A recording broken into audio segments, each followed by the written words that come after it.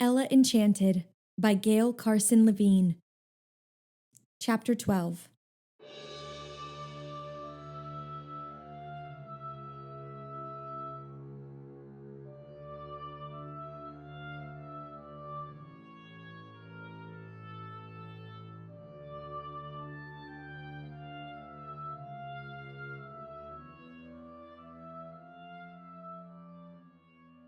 Hattie returned to the house, but I stayed outside. I watched her leave, hating her way of walking, a mince combined with a waddle. She stopped to pick a flower and lift it to her nose, posturing for me. I sat on a bench and stared down at the pebbled walk. In all the times I'd imagined the miseries she could inflict on me, I'd never imagined this. I'd thought of injuries, and I'd imagined terrible embarrassment, but I'd never thought of this kind of hurt.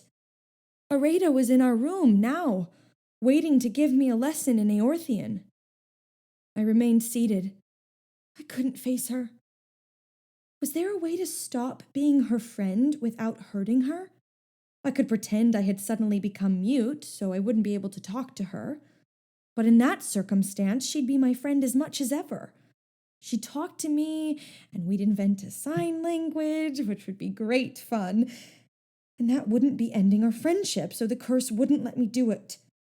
Besides, a mistress would be sure to say, "Speak, Ella," and I would have to. I could announce I'd taken a vow of loneliness, but AREIDA would be hurt that I'd taken such a vow. If only Mother hadn't forbidden me to tell about the curse. But then again, explaining would be an act of friendship, which the curse also wouldn't allow. The bell rang, calling us to bed. I was late again, but tonight there was no AREIDA to joke with about our tardiness. In our room, she sat on my bed, completing a letter for writing mistress. Where were you? I've been reviewing the imperative. I'm tired, I said, not answering the question. Perhaps I did look tired, or troubled, because she didn't press me. She only patted my arm and said, We can study imperatives tomorrow. In bed, I didn't want to sleep. I wanted to savor the last few hours before I had to hurt her. Sleep on, AREIDA. Be my friend for one more night. A long vigil lay ahead. I pulled out my magic book. It opened to a letter from Dame OLGA to her daughters.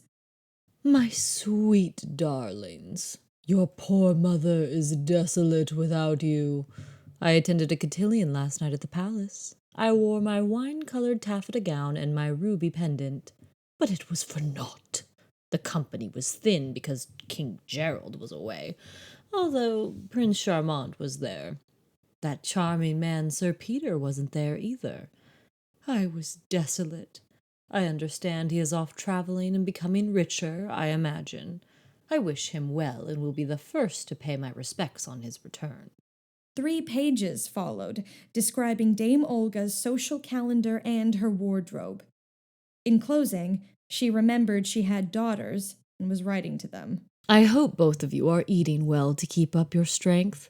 Olive, pray remember not to eat Madame Edith's flowers. If you were to sicken or die, I should be desolate.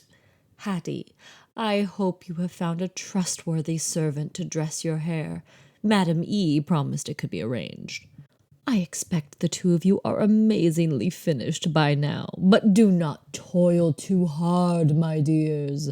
If you can sing and dance charmingly, eat daintifully, and sew a little, you will be fine ladies, and I shall be proud of you.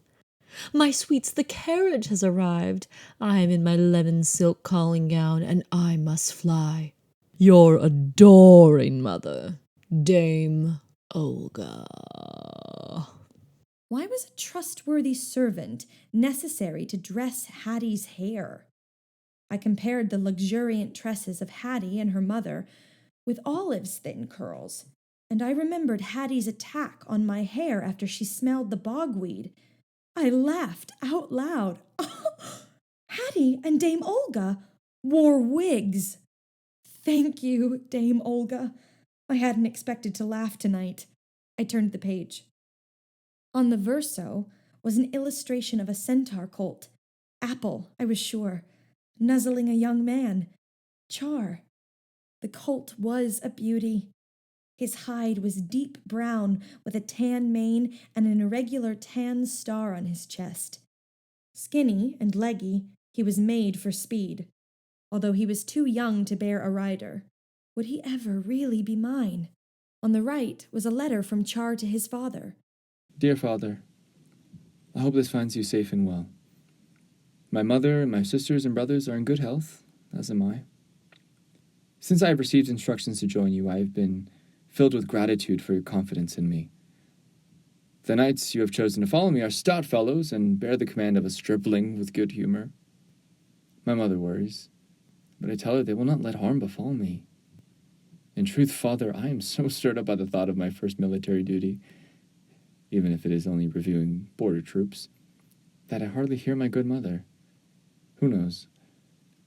Perhaps the ogres will raid and there will be a skirmish. I do not fear injury, only that I may not acquit myself well. Skirmishes with ogres? How could there not be danger? CHAR continued to describe the visit of a trade delegation and the same ball that Dame Olga had attended, although he didn't mention what he had worn. Near the bottom of the page, my name appeared. I'm training a centaur colt for a lass I know. Her mother was the late Lady Eleanor. I admire the daughter Ella, but she has gone to finishing school where I fear she will be made less admirable. What do they teach in such places? Sewing and curtsying? It is a great distance to go to learn such paltry tricks. Would he stop liking me now that I was no longer clumsy? I had never enjoyed being a small elephant, and hadn't mourned the loss until now. Would he even be alive to stop liking me? Or would he be an ogre's lunch? The next page was a letter from Father to his bailiff. Dear James, the post-coach comes rarely to the Elves' Forest, but it came today. I am still with the Greenies. The trading has been disappointing. They have not so much as showed me an agulin, no matter what I bring out to tempt them. The chief trader, Slanin, knows little about bargaining. He gave me 3 vases in exchange for a gnomish copper pot, and the same for a simple wooden flute. Below were 3 pages of trades and sales. He closed with his intentions. I am making for Euaxie's farm. You may remember Euaxie, the giantess who entrusted her turnip harvest to me last year. On October 15th, she will marry off her daughter, and I shall be there. I should like to see a giant's wedding. The ritual is said to be peculiar. Moreover, several fairies are likely to be present. They say hardly a wedding or birth takes place without at least one in attendance. If I can persuade a few to reveal themselves, I may be able to pick up some fairy-made trifles. I swallowed. My mouth had gone dry.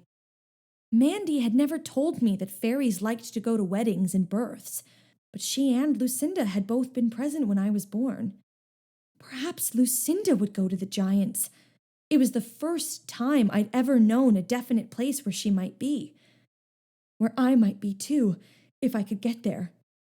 She might even be in a generous frame of mind, especially if she had just cast a well-meant, horrible spell. Perhaps she'd be so pleased that she'd release me from mine if I begged her to. I hadn't promised Father I would stay at finishing school, only that I would go. I could leave whenever I wanted, and by leaving I'd never have to take another order from Hattie. AREIDA would still think I was her friend, and if I succeeded with Lucinda, I still could be. How late was it? How much of the night was left for travel? I stood up, then sat down again. How far was Euaxie's farm?